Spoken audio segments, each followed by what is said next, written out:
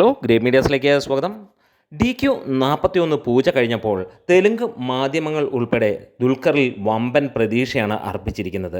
തെലുങ്കിൽ നിന്ന് 200 കോടി നേടുന്ന ചിത്രമാകുമോ DQ41 എന്നുള്ള ചർച്ചകളാണിന്ന് തെലുങ്ക് മാധ്യമങ്ങളിൽ പോലും നടക്കുന്നത്. ഇന്നലെയായിരുന്നു സിനിമയുടെ ഒഫീഷ്യലായിട്ടുള്ള പൂജ ചടങ്ങുകൾ നടന്നിരുന്നത്. നമുക്ക് നാച്ചുറൽ സ്റ്റാർ നാനിയായിരുന്നു അതിന് തിരികൊളുത്തിയത് എന്ന് തന്നെ പറയാം.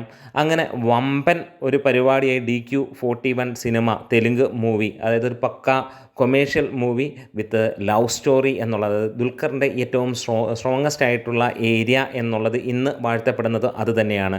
അതെ, അദ്ദേഹത്തിൻ്റെ പല ലവ് സ്റ്റോറീസും അല്ലെങ്കിൽ അങ്ങനെയുള്ള സിനിമകളും കാലങ്ങൾ കഴിയുന്നു, അല്ലെങ്കിൽ നമുക്ക് നാടുകൾ കടന്നും എത്തുന്നു ജനങ്ങളിലേക്ക്, അത് ആളുകളെ പിടിച്ചിരുത്തുന്നു എന്നുള്ളതാണ്. സമീപകാലത്ത് ഇറങ്ങിയ ചിത്രങ്ങളെല്ലാം തന്നെ അന്യഭാഷകളിലുള്ളത് ആ രീതിയിൽ തന്നെയാണ് ദുൽഖർ സൽമാന് നേട്ടങ്ങൾ നേടിക്കൊടുത്തിരിക്കുന്നത്. ഇക്കുറി നമുക്ക് അറിയുന്ന കാര്യങ്ങൾ അല്ലെങ്കിൽ പുതിയതായി വന്നിരിക്കുന്ന അപ്ഡേറ്റുകൾ പ്രകാരം പൂജ ഹെഗ്ഡെ തന്നെയാണ് നായികയായി എത്താൻ പോകുന്നത്. തെലുങ്കിലെ മികച്ച സംവിധായകൻ രവിയാണ് ഈ ഒരു സിനിമ സംവിധാനം ചെയ്യാൻ പോകുന്നത്. എന്താണെങ്കിലും ഈ ഒരു സിനിമയ്ക്ക് അത്രത്തോളം ഗംഭീര ഇമ്പോർട്ടൻസ് ആണ് തെലുങ്ക് മാധ്യമങ്ങൾ പോലും നൽകുന്നത്.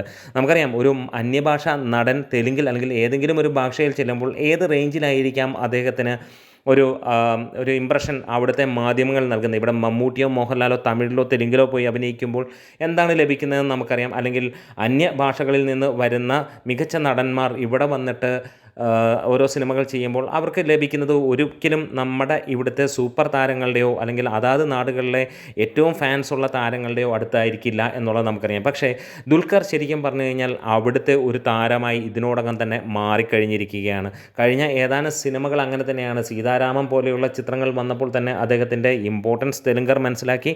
അതുകൂടാതെ ലക്കി ഭാസ്കർ വന്നു കഴിഞ്ഞപ്പോൾ അവിടെയും 100 കോടിക്ക് മുകളിൽ 120 കോടിക്ക് മുകളിൽ നേടി ചിത്രം അഴിഞ്ഞാട്ടം നടത്തിയ, നമുക്കറിയാം, ഒരു ചെറിയ സിനിമ എന്നുള്ള ബേസിൽ വന്ന ആ ഒരു ചിത്രം പോലും അത്രത്തോളം ഇമ്പാക്റ്റ് ഉണ്ടാക്കിയെങ്കിൽ DQ41 വരുന്നത് അതിൻ്റെ ഒരു രീതിയിലാണ് സിനിമയ്ക്ക് നൽകിയിരിക്കുന്ന ഇൻപുട്ട് എന്ന് തന്നെ പറയാം. എന്തായാലും കാത്തിരിക്കുകയാണ്.